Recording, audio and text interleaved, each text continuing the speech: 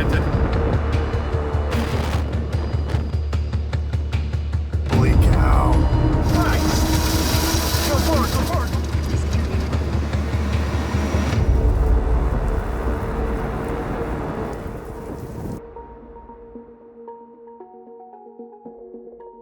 After chasing the massive March outbreak sequence and a series of photogenic tornadoes in April, the big question was, what would May have in store?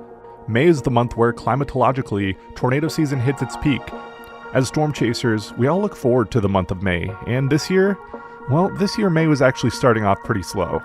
There was still sporadic severe weather occurring across the states, but many of these events were not conducive for chasing, and only a couple of quality tornadoes were captured in the first few weeks of the month.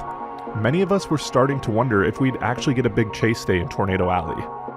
By mid-month, the pattern finally looked like it was starting to shift. A troughing pattern was developing over the western United States, which would pull deep, untapped moisture from the Gulf, resulting in numerous days of tornado activity.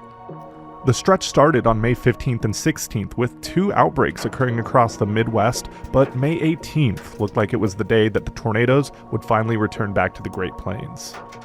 On May 18th, a massive enhanced risk stretched from northeast Colorado to north Texas, but the main focus for tornadoes appeared to be across south central Kansas, where the SPC placed a moderate risk with a 15% hatched area for tornadoes.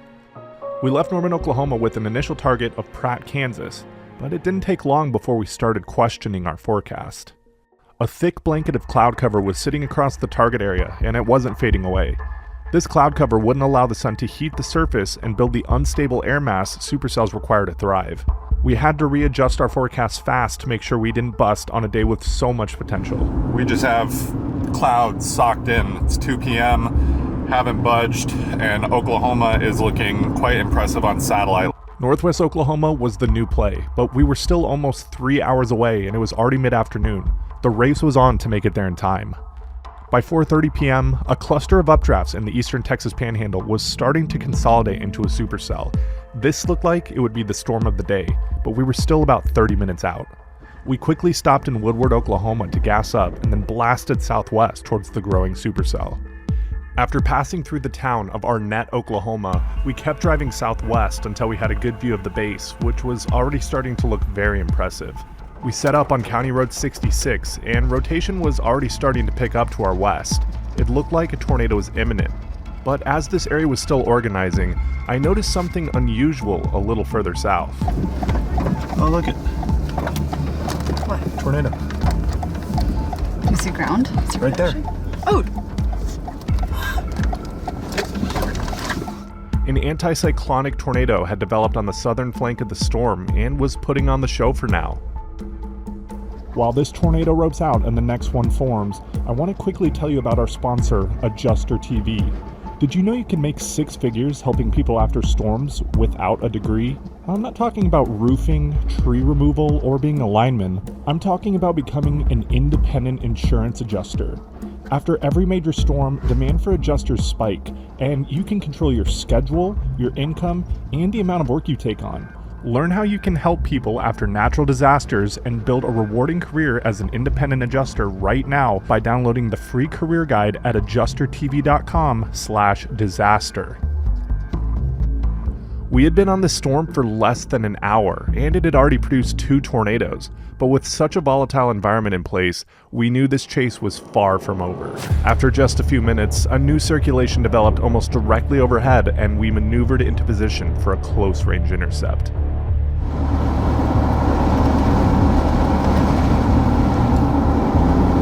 There it is. Yep.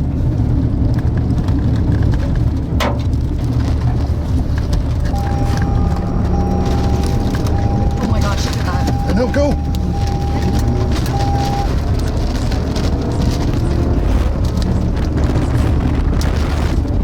Look at that vortex. The tornado was now crossing our north road, and we had to get east to stay with it. Without looking at a map, I had us take the next right, which we would soon realize was a bad call. We got debris here, we might not be able to get through. Should I go anyway? Yeah. I don't think you can get through. They're turning around. Turn around, turn around, turn around. Quick, go, go, go.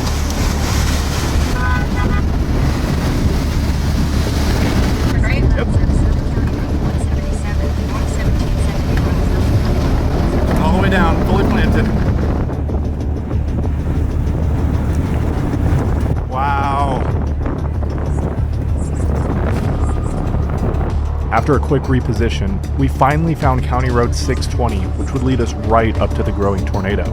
Get your camera out. Where's your camera? Take a shot. Ah! 360, hold on.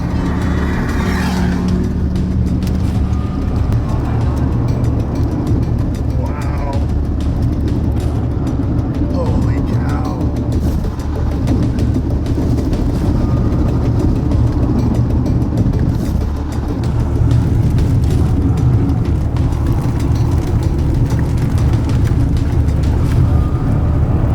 Holy cow.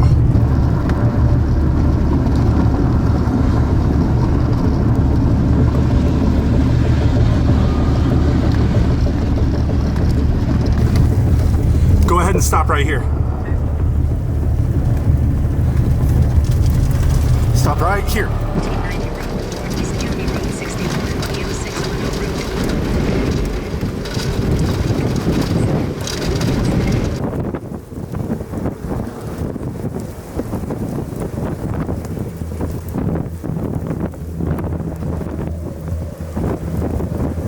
All right, go. East. The tornado is now moving off to the northeast and getting dangerously close to Arnett. It began to shred trees on the outskirts of town, and it looked like it was going to make a direct hit.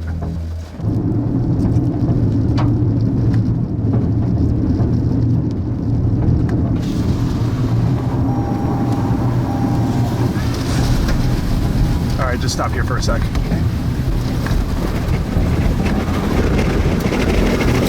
Wow. Roll down the back window for me.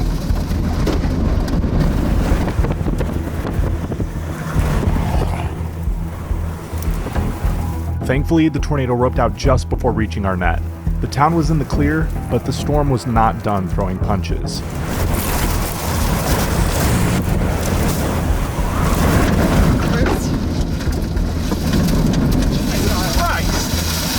Go forward, go forward, go forward.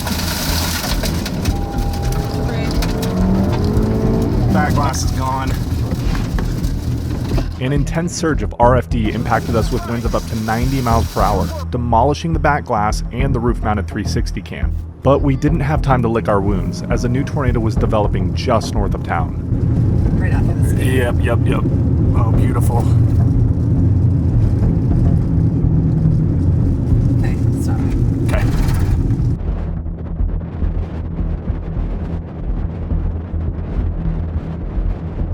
Get in it.